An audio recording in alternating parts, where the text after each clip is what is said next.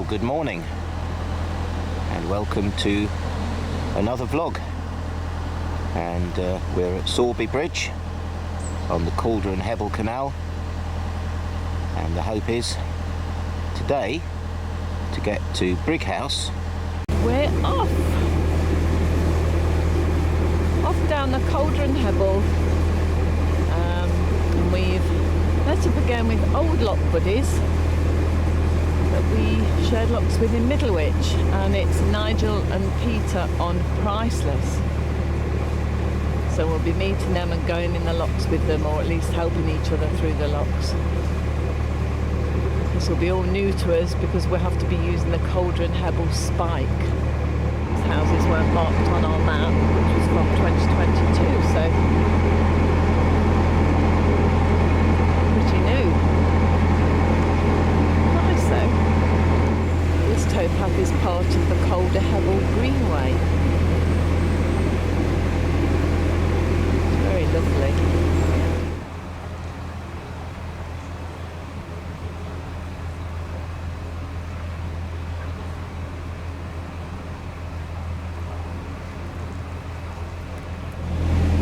Enormous viaduct carries the Manchester to Bradford Railway, and it's got loads of arches. Oh yeah, you can see some more over there.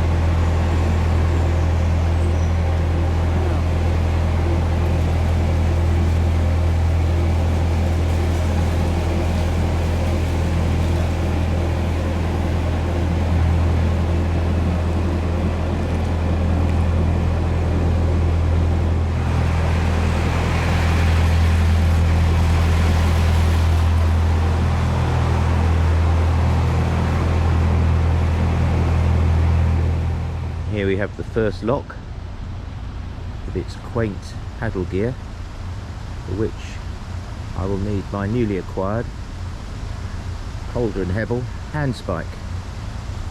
Right, it looks like this one works. So you basically stick the bit of wood in and then just wang it round like that. Oh dear. I don't know how these women do this, you know, for sure. On their own. But you know, most boats, the bloke steers and then the woman does the locks. But Pain in the backside, these. I'd say the windlass is a much more efficient way of doing this.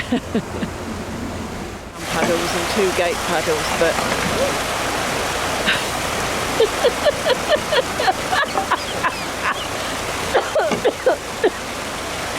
I think I got that on the video.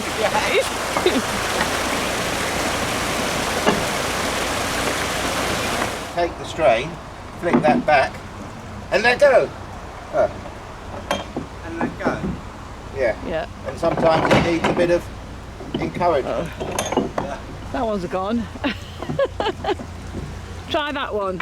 I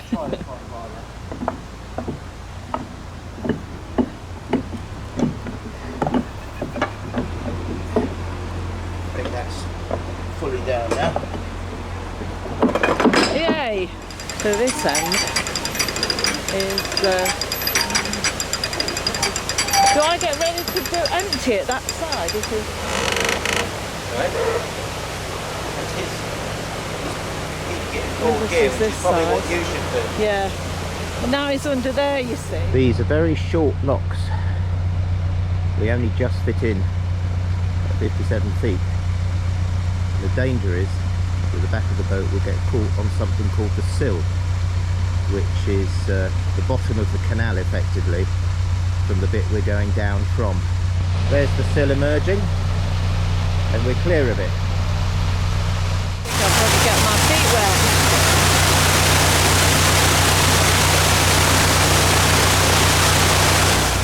Yeah, the back did get very wet because of that water from the leaky gate. It's difficult to get out. We both managed to get into this lock because it's a guillotine lock, so no gates to open. The backs of the boats are still getting a bit of a wash though.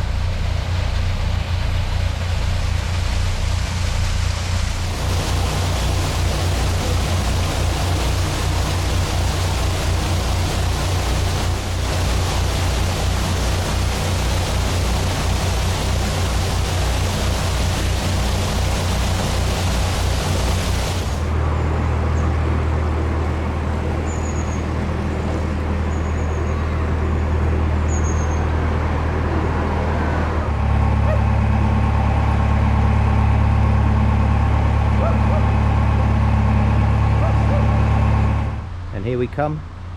I've taken the button off, which gives us just enough room to open the lock gates with 2 boats in the lock. There's Peter.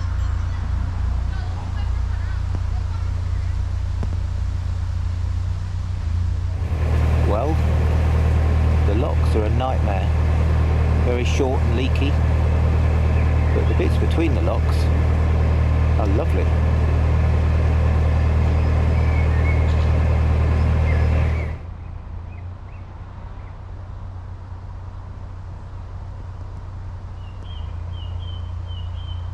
So there's a lot done. Going through to these factories.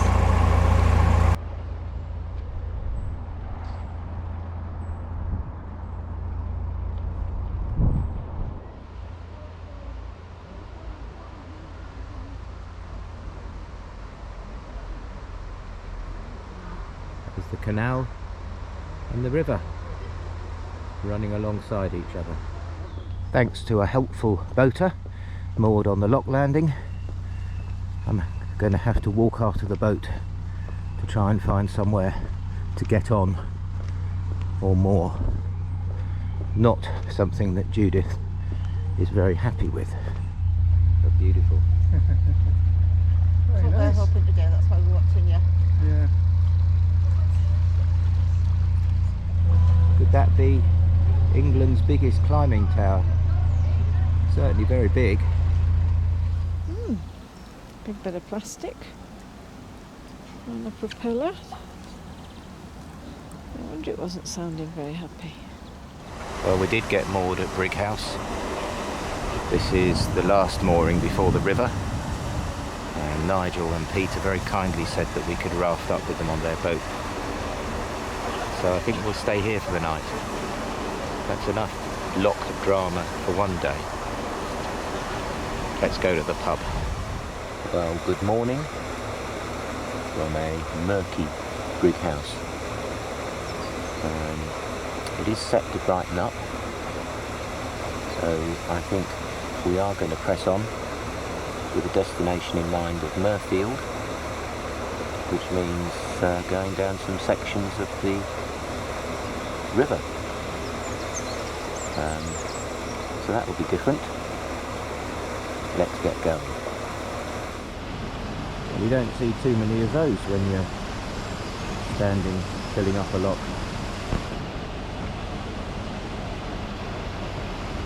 Here's Judith doing her best to fall in again, unmooring the boat. And off we go.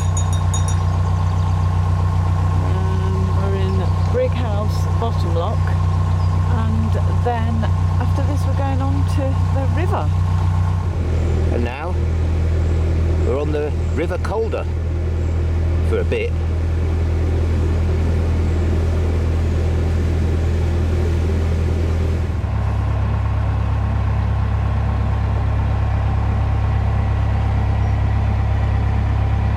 It's not that way. It's this way through Anchor Pit Floodlock.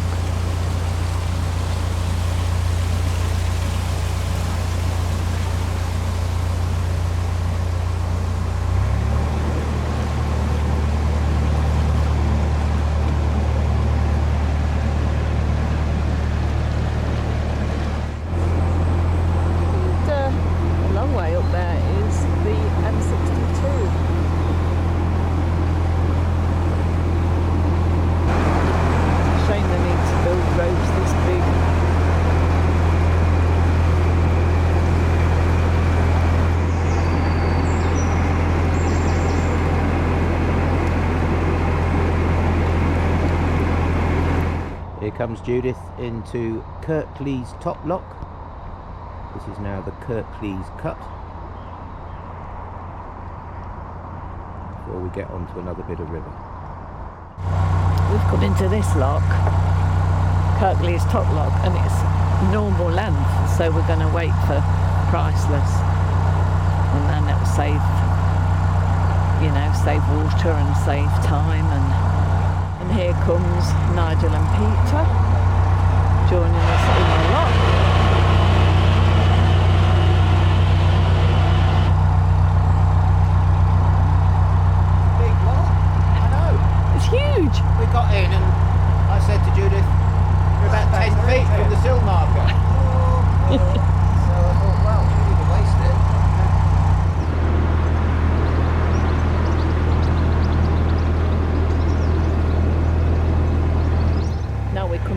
direction.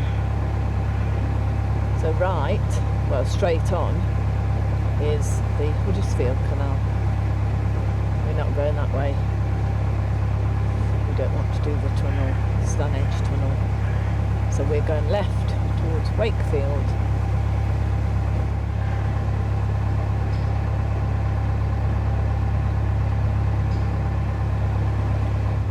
I think this is Cooper's Bridge Lock. One of the paddlers is windlass and one's spike.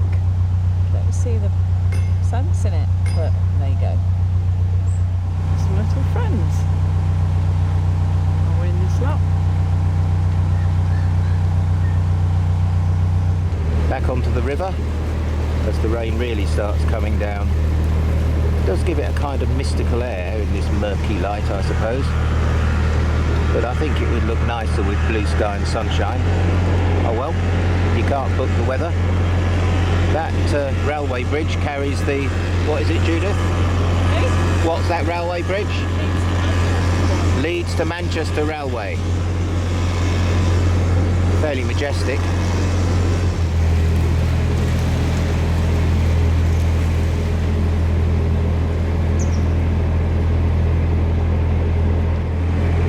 We're in the Battisford Cut, another bit of canal with another lock, the Battisford Lock, at the end of it.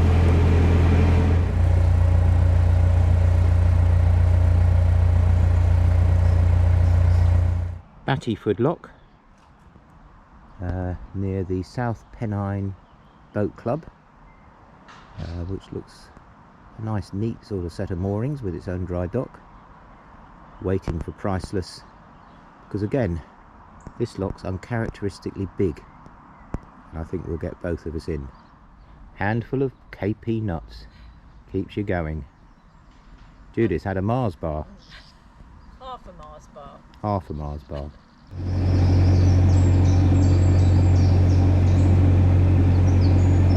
There used to be an old bridge here.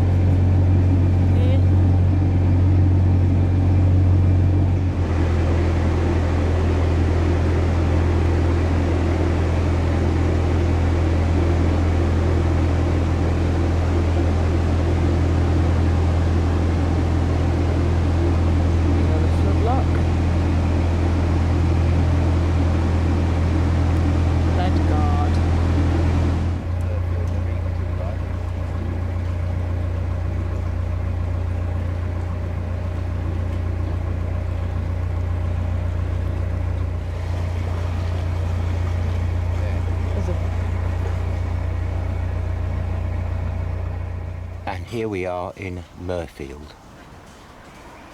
Nice little mooring, directly outside a great big shop, which paradoxically is called Lidl. I think we'll go there later.